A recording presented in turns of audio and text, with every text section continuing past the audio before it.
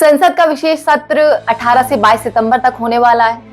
19 सितंबर को शुभ घड़ी में नए संसद भवन में सत्र का आयोजन होगा, लेकिन अब इसमें नया विवाद हो गया है। अब आप सोचेंगे कि इसमें क्या विवाद हो गया है, तो बताती हूँ आपको। दरअसल विवाद ये हो गया है कि संसद भवन में जो काम करने वाले अधिकारी होते हैं, जो कर्मचारी होते हैं, उनसे लेकर जो मार्शल्स तक हैं, उनको लेकर एक नई पोशाक डिजाइन की गई है। अब उस पोशाक में क्या है, कमल के फूल जैसी कुछ आकृति दिखाई दे रही है और उसी आकृति को लेकर जो विपक्षी दल के नेता हैं वो सवाल उठा रहे हैं। कांग्रेस के नेता आरोप लगा रहे हैं कि बीजेपी संसद भवन के अंदर भी चुनाव की राजनीति कर रही है।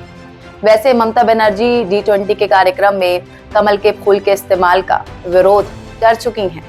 वहीं विपक्षी दल नए संसद भवन में सजावट जो हुई थी, उस सजावट से लेकर जो दीवार पर लगी थी प्राचीन भारत के चित्र और संसद भवन की छत पर लगाई गई जो शेर की प्रतिमा है, उसकी जो आक्रामक मुद्रा वो दिखाई दे रही थी, उस तक पर सवाल उठा चुके हैं। तो देखिए, इन सबके बीच अब ये सवाल उठना लाजमी है कि क्या ये जो विपक्षी दल है सिर्फ विरोध करना है, बस कुछ भी हो सरकार का विरोध करना है, तो विरोध किए रस्म अदायगी के लिए सरकार के हर कदम का विरोध कर रहे हैं, या संसद के कर्मचारियों की जो पोशाक है, उस पोशाक के डिजाइन पर ये जो राजनीति है, क्या मुद्दा विहीन सियासत का संकेत नहीं है?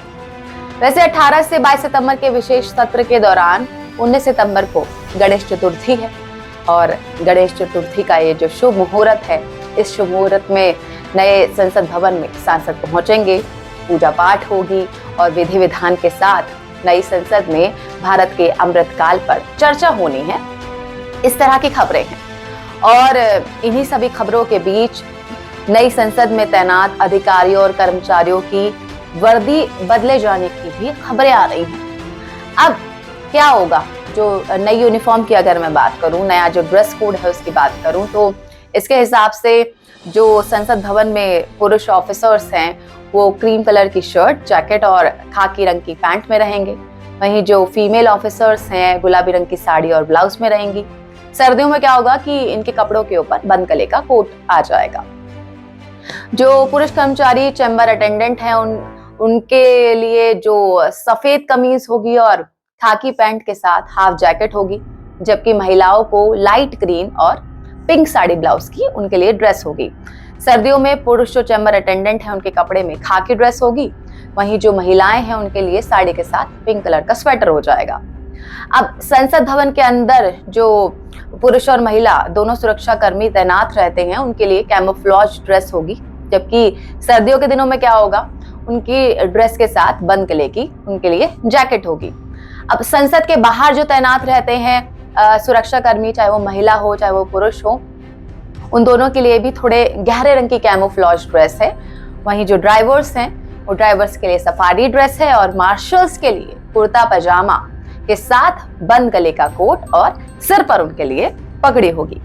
मतलब कि संसद भवन में तैनात टेबल ऑफिस, नोटिस ऑफिस और रिपोर्टिंग ऑफिस सेक्शन से लेकर मार्शल्स तक का जो ड्रेस कोड था अब वो पूरी तरह से बदल जाएगा।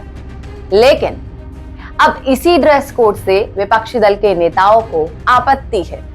आपत्ति किस लिए कि संसद के कर्मचारियों के कपड़ों पर कमल का फूल है उसके जैसी दिख रहा जो डिजाइन है वो आखिर क्यों बनाया गया है। संसद भवन के जो कर्मचारियों के लिए आपको बता दूं कि नई पोशाक का जो डिजाइन है वो national institute of fashion technology की राय से तैयार किया गया है।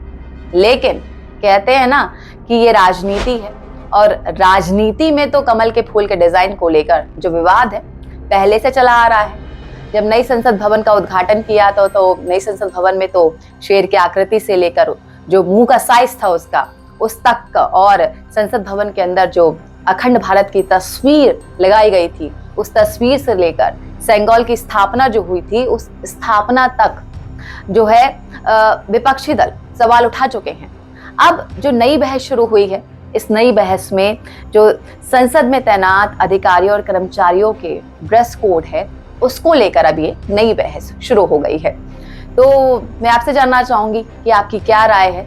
ये जो विपक्ष इस तरह से आपत्ति उठा रहा है संसद भवन के अधिकारियों और कर्मचारियों के नए ड्रेस कोड को लेकर, क्या ये जो आपत्ति और ये जो विरोध है ये सही है या गलत?